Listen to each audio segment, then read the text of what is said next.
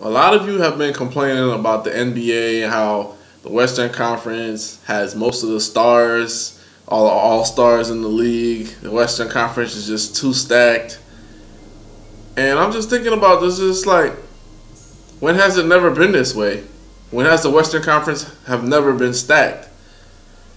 I was looking at an interesting stat. The Eastern Conference has not had a winning record against the Western Conference since the 2000 and 2001 season.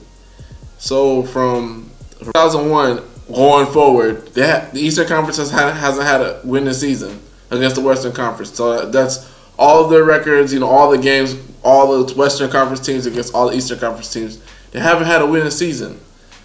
So the West has had 16 winning seasons against the Eastern Conference. So why are you guys complaining about the talent pool and everything when this is how it's been? The West has always been stacked. They've always had more All-Stars because that's just how it's been. There's no need to complain. You guys have to stop complaining about the state of the NBA. A lot of people are saying it's watered down. This is what we have, and this is what we're going to watch. The thing a lot of people have to understand, especially like with the whole East-Western Conference, before all these moves took place during free agency and everything like that, teams were making trades. Many seasons, like I just said, since 2001, there would be teams in the West that would win 50, 55 games and would not make the playoffs. But you had teams in the East that go 37 and 46 or whatever it may have you, and they make it to the playoffs. So if you guys want to complain about something, complain about that. Like, don't complain and say, well, all these stars went to the West and the East has no competition, etc., etc. It's just kind of odd because last time I checked in the East, you still have LeBron James, you still have Kyrie Irving, you still have Kevin Love, you still have Isaiah Thomas, you have Gordon Hayward, you still have John Wall, you still have Bradley Beal. All the guys I'm naming are all-star caliber players. You see what I'm saying? You still have Carmelo Anthony. I mean, Melo, it is what it is with him. Like, Melo is supposed to be an all-star, but he hasn't been playing up to par. I know he's been on a crappy team, but honestly speaking, he hasn't been playing up to his full potential anyway. So, the East has Kyle Lowry, DeMar DeRozan. These guys are all-stars. Like, so when people are like, well, the East is no competition, like, the East hasn't been competition since 2001, period, to the West. So there's no need to complain. And if anything, fans need to look at themselves. You know why the NBA is the way it is today? It's because of you, the fans. You, the fans. And I'm going to explain to you why.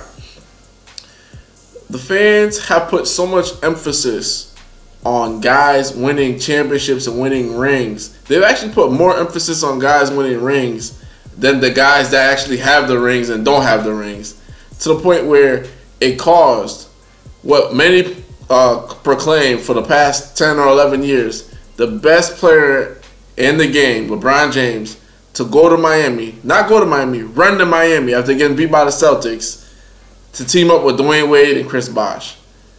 So basically when he won the championship, they had 3 All-Stars. He was the best player in the league, supposedly at the time. In my opinion, Kobe was still the best player in the league, but whatever may have you. They go there, they lose to Dallas or whatever. At that point, everybody's like, okay, see, this whole super team thing, it doesn't work. It doesn't work. You don't need to put all these players all on one team, etc., etc. Miami dominates the NBA for 3 more years. So for 4 straight years, they go to the finals, win 2, lose 2. That created this whole notion for players, not only players, but GMs as well. You need 3 stars to win a championship. The whole notion of having like 2 great players and a great supporting team of great players, not A-listers, but B-listers, that all went out the window. So the notion of having like a Kobe and Shaq, the notion of having like a Dirk and a Jason Terry, the notion of having, just a 1-2 punch, that went out the door when LeBron went to Miami, because in LeBron's mind, he was like, you know what? People are ridiculing me. I can't win championships. A lot of you guys that like are LeBron James fans to this day right now, a lot of you were making fun of LeBron. You're saying he can't win a ring. He can't do it in Cleveland. He's not good enough. Look at Kobe. Kobe had Gasol. And, but Kobe had a great supporting cast. It wasn't like he had A-listers. He didn't have a third all-star. Like, Lamar Odom was coming off the bench. Lamar Odom's not on the caliber level of, say, a Chris Bosh.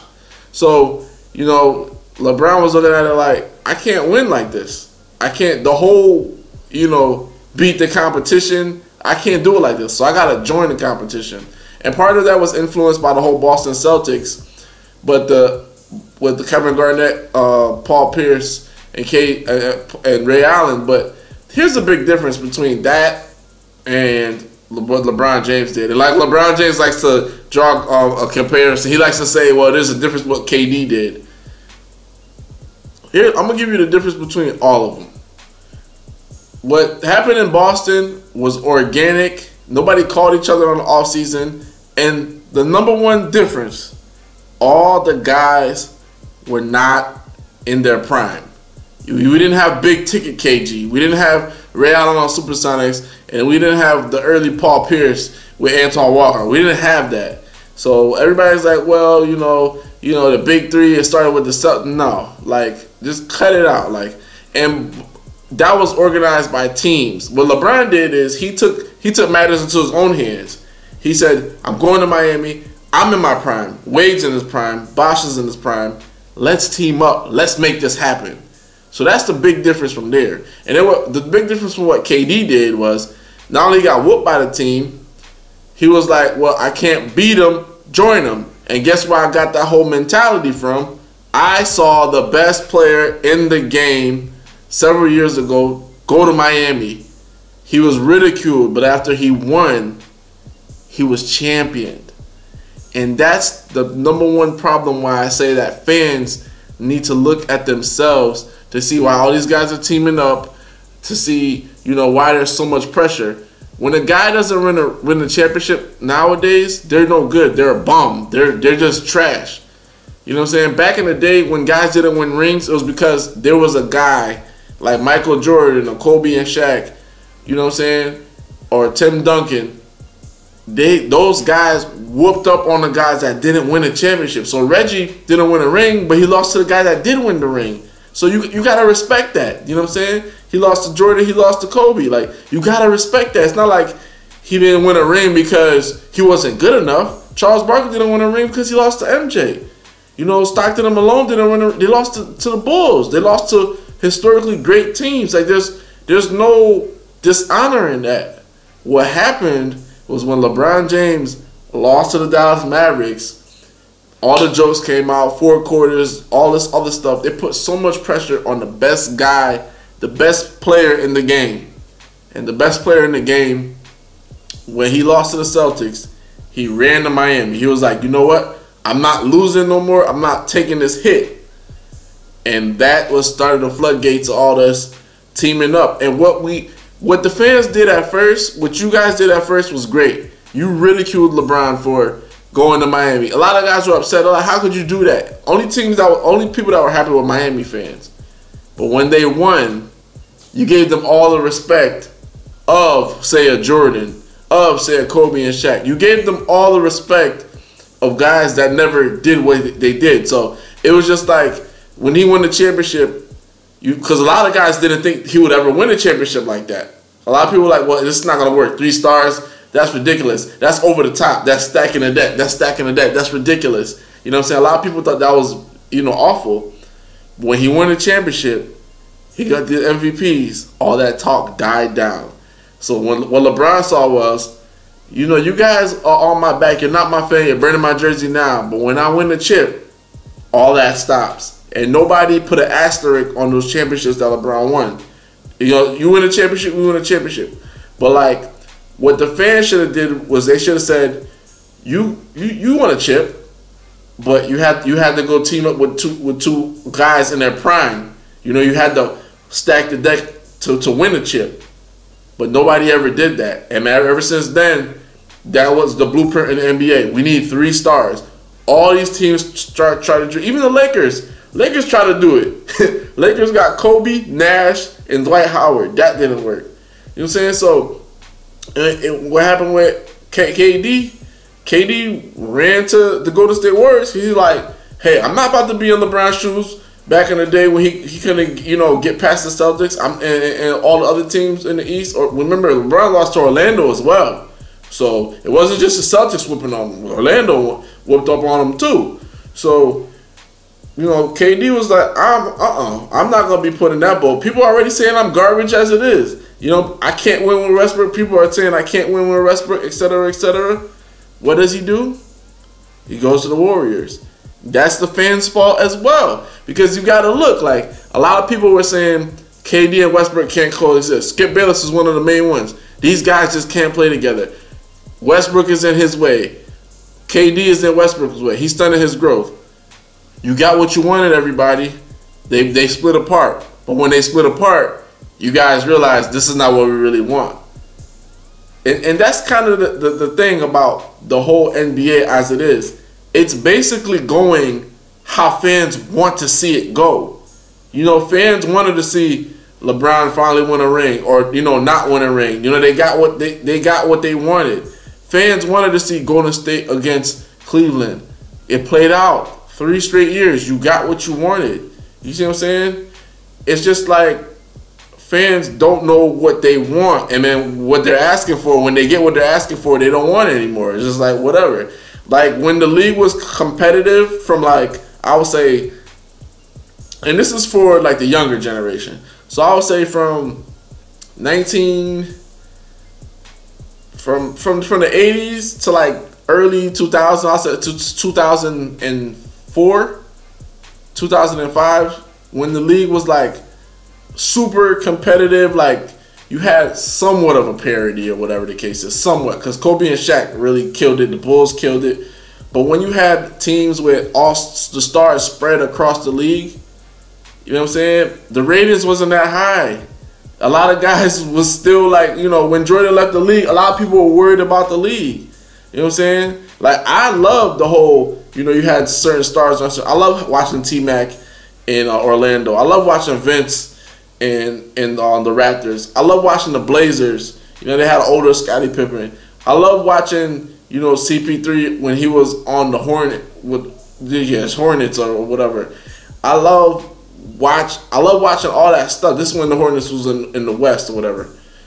So I love watching all of that. Like, that was cool with me. Like 1-2 punches and guys trying to get to the final. Like Reggie, when he was on the Pacers, it was like Reggie was the best player, and I think you had Jalen Rose, like 1-2 punches. I love watching 1-2 punches. But what happened was Boston got the big 3. Miami did a big 3. And that whole idea of 1-2 punches went out the door. And that's because fans co-signed it. You guys co-signed this. Like, it's not like, well, this came out of the blue. Like, you guys saw it happen. You ridiculed it at first, and then you accepted it. And then fans started, doing all this stuff like, hey, this guy should go to this place. This guy should go here. Where will he go? Free agency became such a huge thing because now the players are making decisions. Players are getting influenced by the pressure from the fans. They're like, well, if I don't win a ring, I'm a bum. You know what I'm saying? Like, I'm a bum. Like, LeBron James is 3-5 in NBA Finals. And to this day, there are people that will tell you he's a bum because he lost 5 finals. And it's just like, he's not a bum. You know what I'm saying? He just ran into better teams. At the same time, the only thing you can criticize him for, and what I wish fans would actually put the criticism on him, you stacked the deck, my man. Like, besides San Antonio losing to them, getting swept, every team that you've been on has been a stacked team. Like, and it's not like because your GM did it. It's because you organized it. You orchestrated it. It was just like, it was weird to see it come out of the owner's hands into the player's hands. And at the same time, we could say, yes, that's being very hypocritical. Of course it is. But there's something to be said about players calling other players and recruiting and doing stuff behind the scenes. And then, like when Miami was like, well, They was like, when did you all know you were going to go to Miami? They're like, we called each other over the summer. So all of this whole free agency, when LeBron met with the Knicks, when he met with all these other teams, it was for nothing because you guys already decided. So what was the point of, you guys should have just did it in the forefront. You should have did it like right away, so you did all that free agency summer crap. So like now that's what guys are doing. They calling each other behind each other back. They calling, I need this guy. Come on, man, come over here, come play with us, come do this, that, and the third. And what that creates, because of the pressure for people to win championship rings, like one ring saves a guy's career. But like if you're a great basketball mind or a great basketball aficionado, like a true fan, not one that just watches them in playoffs, you'll know just because a guy has a ring doesn't mean he's great. See what I'm saying? There's some guys that have rings that are bums. Jed Bushler's he's not a great player. I'll take T-Mac over Jed Bushler any day. So I'll take Reggie Miller over some guys that have rings. You know what I'm saying? So like let's, for example, like a Tony Parker. Tony Parker has 4 rings. But if you have Tony in his prime, you have Reggie in his prime. Who are you? Like, come on. Like, if somebody says something to me crazy, if you respond in the comments like, I ain't taking Reggie, like you're bugging, and that's the whole point of it. So all these fair weather fans, casual fans, started calling LeBron a bum. LeBron said, I'm not a bum. I'm about to stack this deck, and I'm about to go to multiple. He said to Miami, great. We're going to win not 1, not 2, not 3. He didn't win not 1, not 2, not 3 in Miami, but he's basically saying, I'm going to be in the finals. Like, no matter what, I'm going to be in the finals. He took it on his own hands because there was so much pressure for himself, other players, and their brands. And now players are taking less money, and, guys are getting overpaid and stuff. This is all from what happened with the fans. This is you guys. You guys influence the NBA way more than you guys could possibly think. Like a lot of fans, when back in the day when Detroit was beating teams 77-65 and because it was like a zone implementation and stuff like that, NBA said, you know what, fans don't like this. We're going to take out the whole zone situation. You can't be zone defensive 3 seconds is going to kill you more.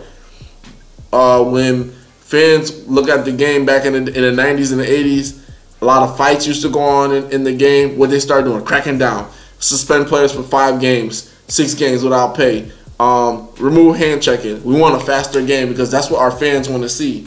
Everything is influenced by you, the fans. So it's very ironic that you guys are complaining about stuff that you want. Like, you guys want to see LeBron in the finals. Well, LeBron's saying, well, the only way I could get to the finals is if I have a stacked team. So that's why he teams up with Kyrie Irving and Kevin Love. That's why he went to Miami. You know what I'm saying? Same thing. You guys want to see the Warriors in the finals or whatever, shooting, draining threes. The only way we could do that is if we take away hand checking. So this way you can see, guys saucing guys, and not a lot of great defense because they can't hand check, so they can't keep up. That's because you guys, this is what you want to see. Don't you want to see Curry going through the legs, looking like Curly Neal, whatever, going nuts? If they put hand checking in the game, they can't have that. You won't see it. So that's the thing. Like, guys complaining about the NBA. The NBA is not good. It's watered down. It's watered down because this is what you want. You guys weren't watching when it was teams with, like the Orlando Magic and stuff like that. That didn't interest you. What interests you is big threes. What interests you is superstars going to other superstar teams. A lot of guys be like, well, Russell Westbrook is must-see TV. Russell Westbrook right now is in the same situation that's like an Allen Iverson. Allen Iverson won MVP. He did what he had to do. Fans watched or whatever sometimes, but when you look at OKC games, like, people ain't checking for them really, man. They checking for Westbrook. When Westbrook sits down, I'm pretty sure people go to commercial. Everything that's happening in the league is because of you. So you shouldn't complain about it. Don't complain about it because you are a consumer. You control the market. So if you would do this, take your remote, turn it off during the season, the entire season, if there's something that you don't like, or if you petition a letter, or if you complain enough, the league is going to change, and that's what the league has been doing. The NBA does a good job of changing things that the fans don't want to see. Even with the hack of Shaq, hack of DeAndre Jordan, they're going to change that pretty soon because you fans said you don't want to see it. Now what's going to happen is The purists are gonna say the league is watered down. You guys should hit your free throws. The league is watered down. There should be hand checking. I bet you if Scottie Pippen could put his hand on you, Jordan could put his hand on you. But more fans don't want to see that. You know what I'm saying? It's a fine line. It's a fine balance between purist and the fair weather fan. When the purists have been watching the game, the ratings have not been as high.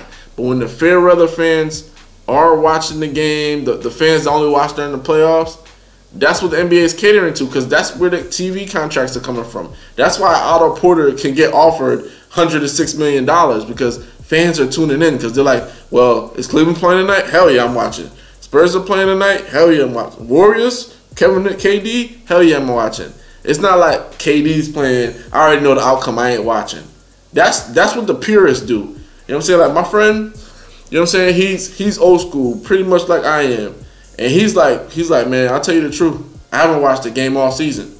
He told me he hasn't watched a full game the entire season. Now that's a purist speaking. Now if you look at somebody that's like a younger generation, just a fair weather fan, like they like players. They don't stick with one team. You know, a lot of people, they're not even fans of Cleveland. I'm a LeBron fan. I'm a KD fan. Wherever KD goes, I'm going.